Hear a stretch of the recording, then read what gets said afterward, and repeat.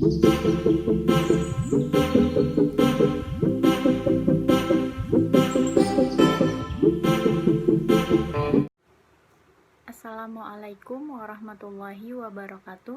Perkenalkan, kita dari kelompok 1. Kelompok 1 yang terdiri dari saya, Rizka Putri Adinda, dan ada Andini Lutfiatul, dan ada Fadil Ahlik Maulana. Di sini kita membuat video untuk memenuhi tugas ujian tengah semester mata kuliah studi hadis dan hadis tarbawi yang diampu oleh Bapak Mahruz Zainul Umam, SPDI MPD. Baiklah, kita di sini akan menjelaskan materi tentang pengertian hadis dan istilah-istilah lain dari hadis. Baik. Assalamualaikum warahmatullahi wabarakatuh. Perkenalkan, nama saya Fadil Ahlik Maulana Ibrahim dari Fakultas Tarbiyah dan Ilmu Keguruan, Prodi Manajemen Pendidikan Islam, kelas C3. Di sini, saya akan menjelaskan tentang pengertian hadis dan as-sunnah. Manusia sendiri pasti membutuhkan sumber pengetahuan, bukan? Sumber pengetahuan tersebut didapat dari dua, yaitu sumber nakli dan sumber akli. Sumber nakli adalah pilar kehidupan manusia yang disandarkan untuk agamanya secara khususnya maupun untuk dunianya yang secara umumnya. Sedangkan akli hanya dikhususkan untuk agamanya sendiri yang bersumber dari Al-Quran dan hadis. Definisi hadis sendiri. Menurut ahli hadis, hadis adalah apa yang telah disandarkan kepada Nabi Muhammad SAW, baik berupa perkataan, perbuatan, sifat, ataupun sirah beliau, baik sebelum beliau menjadi nabi ataupun setelah menjadi nabi, atau sebelum kenabian ataupun setelah kenabian. Menurut ahli ushul fikih adalah perkataan, perbuatan, ataupun sifat beliau yang telah disandarkan kepada Nabi Muhammad SAW, namun setelah kenabian, bukan sebelum kenabian. Karena menurut beliau, sebelum kenabian, sifat beliau, perkataan beliau, ucapan beliau tidak termasuk dalam hadis. Ya, mungkin itulah yang bisa saya jelaskan tentang pengertian hadis.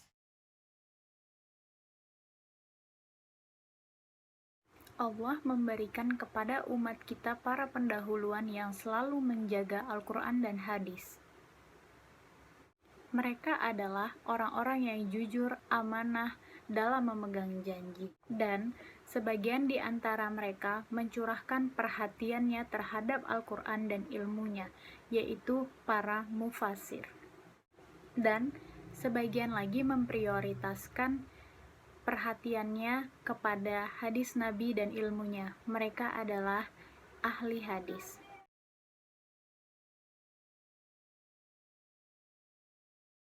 Assalamualaikum warahmatullahi wabarakatuh. Perkenalkan, nama saya Andini Lutfiatul Maghfirah dengan NIM 202101030093 dari kelompok 1. Saya akan menjelaskan kedudukan dan fungsi hadis. Kedudukan hadis dalam Islam adalah sebagai salah satu sumber hukum Islam yang menduduki urutan kedua setelah Al-Quran. Fungsi hadis ada beberapa. Yang pertama, bayanut tafsir, yaitu sebagai penjelas atau merinci ayat-ayat Al-Quran yang masih global dan juga membatasi ayat Al-Quran yang dalam pelaksanaannya masih belum ada batasannya.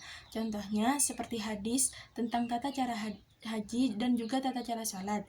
Yang kedua, bayanut takrir, yaitu sebagai penguat hukum-hukum atau perkara-perkara yang sudah ada nasnya dalam Al-Quran. Contohnya seperti rukun Islam dan lain-lain. Yang ketiga, bayanut tashri', yaitu fungsi hadis untuk menetapkan perkara-perkara atau hukum-hukum yang belum ada nasnya di dalam Al-Quran. Contohnya, hadis yang berisi tentang pembunuhan janin di dalam induknya sama dengan membunuh induknya itu sendiri. Terima kasih. Baiklah, selanjutnya istilah-istilah lain dari hadis. Yang pertama ada al-kabar, ada as-sunnah, dan ada atsar. Dan untuk al-kabar yang akan dijelaskan oleh Andini Lutfiatul Maghfirah. Kepada Andini dipersilahkan. Tadi sudah dibahas tentang hadis. Selanjutnya kita akan membahas khobar. Khobar memiliki arti an-naba, yaitu warta atau berita yang disampaikan seseorang kepada orang lain. Menurut ahli hadis, khobar adalah al-khobaru ma udhifu ila nabi sallallahu alaihi wasallam wa ila ghairihi, yang memiliki arti khobar adalah segala sesuatu yang disandarkan kepada Nabi Muhammad sallallahu alaihi wasallam dan kepada selainnya. Jadi dapat disimpulkan bahwa setiap hadis adalah khobar, tetapi tidak setiap khobar adalah hadis. Khobar dibagi menjadi 3. Yang pertama yaitu marfu, yang kedua mauquf, yang ketiga maqtu. Marfu adalah khobar yang disandarkan kepada Nabi Muhammad SAW. Marfu dibagi menjadi 2, yaitu marfu sharih atau jelas dan juga marfu hukman atau berstatus marfu. Marfu sharih adalah khabar yang disandarkan kepada Nabi Muhammad SAW berupa perkataan, perbuatan, persetujuan, sifat maupun karakter dari Rasulullah SAW. Contohnya, sabda Nabi Muhammad yang berbunyi, barang siapa yang melakukan perbuatan yang tidak ada perintahnya dari kami, maka ia tertolak. Hadis riwayat Muslim. Yang kedua, marfu hukman, yaitu khabar yang secara hukum atau status dapat disandarkan pada Nabi Muhammad SAW. Dan ini ada beberapa macam. Yang pertama, perkataan sahabat, yang tidak mungkin perkataan sahabat itu menggunakan logika atau bukan tafsir dari suatu ayat, atau sahabat yang mengatakannya bukan termasuk orang-orang yang senang memberitakan berita-berita Israiliyat. Misalnya, seorang sahabat yang memberitakan tentang hari kiamat. Jika khabar dari sahabat berdasarkan logika, maka ia termasuk hadis mauquf. Jika khabar menurut tafsir, maka pada dasarnya bukan status tersendiri, dan tafsirnya merupakan hadis mauquf. Dan jika sahabat yang mengatakan itu adalah sahabat yang suka mengutarakan berita-berita Israiliyat, maka hadis tersebut bisa hadis marfu ataupun berita Israiliyat. Tetapi hadis ini tidak dapat diterima karena meragukan. Yang kedua, perbuatan sahabat yang tidak mungkin menggunakan logika. Para ulama memberi contoh pada hal tersebut, yaitu salat yang dilaksanakan oleh Ali radhiyallahu anhu dalam salat kusuf. Beliau melakukan ruku 2 kali dalam 1 rakaat. Yang ketiga, jika sahabat menyandarkan sesuatu pada Nabi Muhammad SAW, tetapi tidak ditegaskan apakah Nabi Muhammad mengetahuinya atau tidak, seperti perkataan Asma binti Abu Bakar radhiyallahu anha yang berbunyi, kami menyembelih kuda di masa Nabi Muhammad SAW, dan kami saat itu di Madinah, lalu kami memakannya. Hadis riwayat Bukhari dan Muslim. Yang keempat, perkataan sahabat tentang sesuatu diiringi pernyataan bahwa hal tersebut adalah sunnah, seperti perkataan Ibnu Mas'ud radhiyallahu anhu, adalah termasuk sunnah membaca tasyahud dengan diri, yaitu tasyahud dalam salat. Tapi ketika perkataan tersebut dikatakan oleh tabi'in, para ulama berselisih pendapat. Ada yang mengatakan itu hadis marfu, ada yang mengatakan itu hadis mauquf. Contohnya perkataan Ibnu Abdullah, Ibnu Ubbah, Ibnu Mas'ud yang berbunyi, termasuk sunnah seorang imam pada salat hari raya berkhutbah 2 kali dengan dipisahkan antara keduanya dengan duduk. Yang kelima, perkataan sahabat yang diiringi dengan kata-kata kami diperintahkan, kami dilarang, manusia diperintahkan, dan yang semacam itu. Misalnya, perkataan Ummu Atiyah radhiyallahu anhu, kami diperintahkan untuk mengajak gadis-gadis untuk menghadiri salat hari raya. Juga perkataan Ummu Atiyah radhiyallahu anha yang berbunyi, kami dilarang dari mengikuti jenazah, akan tetapi tidak ditegaskan bagi kami. Yang keenam, penilaian sahabat terhadap sesuatu sebagai sebuah kemaksiatan, seperti perkataan Abu Hurairah radhiyallahu anhu tentang seseorang yang keluar dari masjid setelah azan, yang berbunyi, orang ini telah durhaka kepada Abul Qasim. Demikian pula jika perkataan tersebut tentang ketaatan, karena sesuatu tidak bisa dinilai maksiat atau tidak kecuali dengan syariat, dan sahabat yang mengatakan tersebut tidak memiliki ilmu tentangnya. Yang ketujuh, ucapan seorang rawi berkaitan dengan sahabat. Sahabat tersebut memarfu'kan hadis atau riwayatan, seperti perkataan Sa'id ibnu Jubair dari Ibnu Abbas radhiyallahu anhu. Ia berkata, obat itu ada 3. Yang pertama, meminum madu, sayatan hijamah, dan kai dengan api. Dan aku melarang umatku dari kai. Ibnu Abbas memarfu'kan hadis. Dan perkataan Sa'id ibnu Musayyib dari Abu Hurairah radhiyallahu anhu sebagai riwayat, fitrah itu ada 5, atau ada 5 hal termasuk fitrah, yaitu khitan, mencukur bulu kemaluan, mencabut bulu ketiak, memotong kuku, dan memotong kumis. Bagian khabar yang kedua adalah mauquf. Mauquf adalah khabar yang disandarkan kepada sahabat dan tidak berstatus marfu. Contohnya seperti perkataan Umar ibnu Khattab radhiyallahu anhu yang berbunyi, Islam akan hancur dengan ketergelinciran orang-orang yang alim. Perdebatan orang-orang munafik dengan menggunakan Al-Quran dan dikuasai oleh pemimpin yang menyesatkan. Yang ketiga adalah maktu. Maktu adalah khabar yang disandarkan kepada tabi'in atau orang-orang setelahnya, seperti perkataan Ibnu Sirin yang berbunyi, sesungguhnya ilmu ini adalah din, maka perhatikanlah dari siapa kalian mengambil ilmu kalian.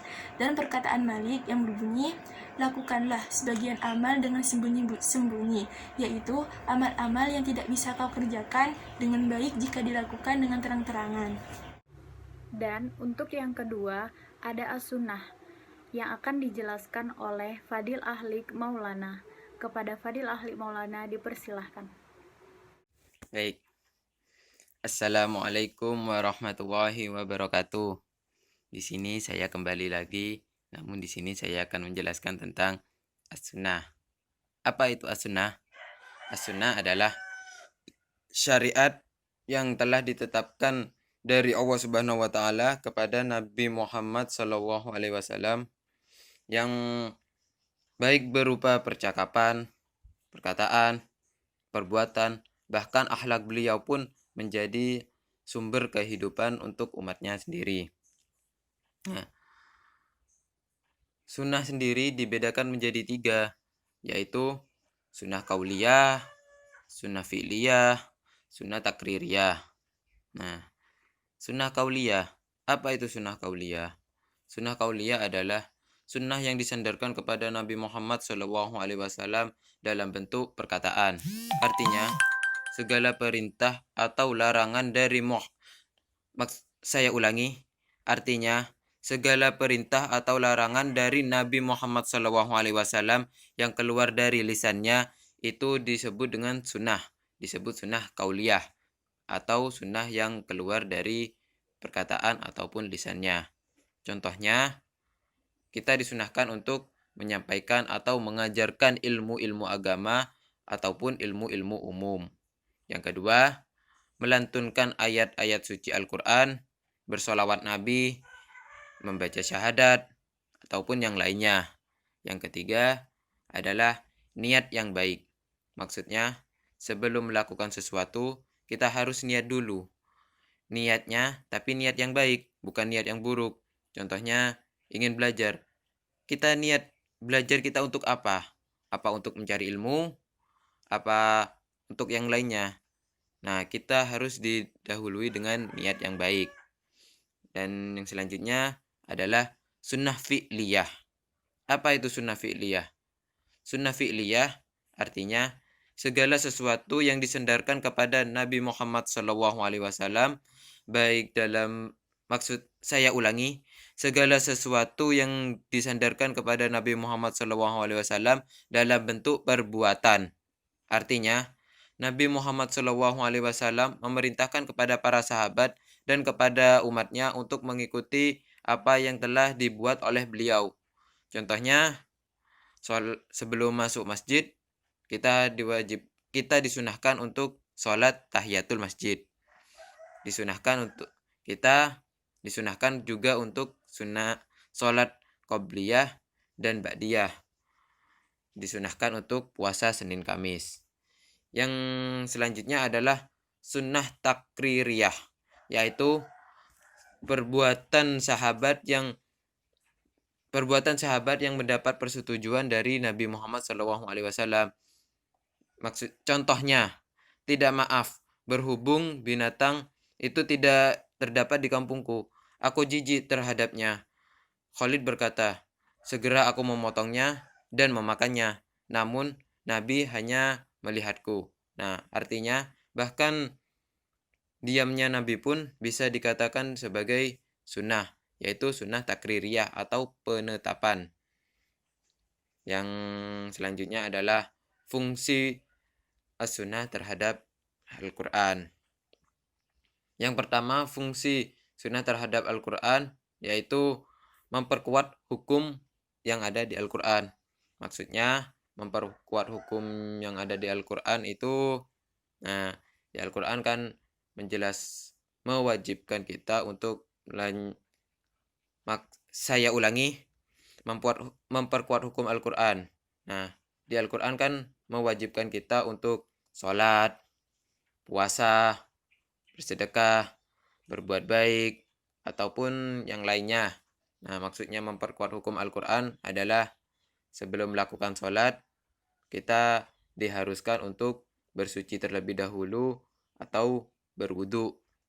Contohnya seperti itu. Dan yang kedua adalah menjelaskan atau merinci Al-Quran. Kembali lagi ke poin pertama. Maksudnya menjelaskan adalah memperjelas hukum-hukum yang telah ada di Al-Quran. Memang Al-Quran adalah kitab sempurna dan sudah terjamin kebenarannya dan kejelasannya. Namun di sini menjelaskan itu untuk memperdalam lah, untuk lebih jelasnya. Contohnya seperti menjelaskan atau merinci Al-Quran. Ya sama, kita kembali lagi ke poin pertama. Sebelum melakukan sholat, kita dikhususkan untuk berwudu terlebih dahulu.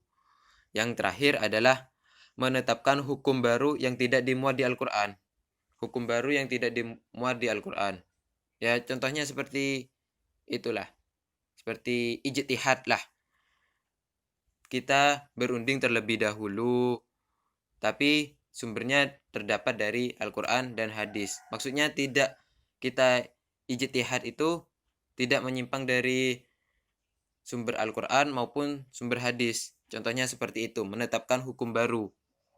Seperti misalnya di Indonesia sendiri, setiap ada orang meninggal di Indonesia, adatnya adalah tahlil selama 7 hari. Sedangkan di Al-Quran, di hadis itu tidak ada. Nah, maksudnya kan Nabi Muhammad apapun segala sesuatu lakukan, yang penting tidak menyimpang dari agama. Ya, contohnya seperti tahlil itu sendirilah. Ya, mungkin hanya itu yang bisa saya sampaikan. Jika ada salah kata, saya mohon maaf yang sebesar-besarnya. Dan saya di sini juga masih belajar, karena wajar jika saya masih banyak salahnya. Saya mohon maaf yang sebesar-besarnya jika ada salah kata, salah ucapan yang kurang berkenan di hati saudara. Sekian dari saya, kurang lebihnya mohon maaf. Wassalamualaikum warahmatullahi wabarakatuh. Dan yang ketiga ada atsar yang akan dijelaskan oleh Rizka Putri Adinda. Kepada Rizka Putri Adinda dipersilahkan. Baiklah, di sini saya akan menjelaskan istilah lain dari hadis, yaitu atsar. Atsar menurut bahasa adalah sisa dari sesuatu, sedangkan atsar menurut istilah terbagi menjadi dua pendapat. Yang pertama, ada yang mengatakan atsar sama dengan hadis, maknanya juga sama. Dan yang kedua, ada yang mengatakan atsar berbeda dengan hadis, yaitu apa yang disandarkan para sahabat dan tabi'in, baik berupa ucapan maupun perbuatan mereka. Atsar pada lugat ialah bekas sesuatu, sisa sesuatu, dan berarti dinukilkan atau dinuklikan. Sesuatu doa umpamanya yang dinuklikan dari Nabi dinamai doa matsu. Baiklah, mungkin Itu saja istilah lain dari hadis yaitu atsar. Demikianlah video dari kelompok 1 yang menjelaskan pengertian hadis dan istilah-istilah lain dari hadis. Jika ada kekurangan atau kesalahpahaman atau kesalah perkataan, mohon dimaafkan. Wabillahi taufiq wal hidayah. Wassalamualaikum warahmatullahi wabarakatuh.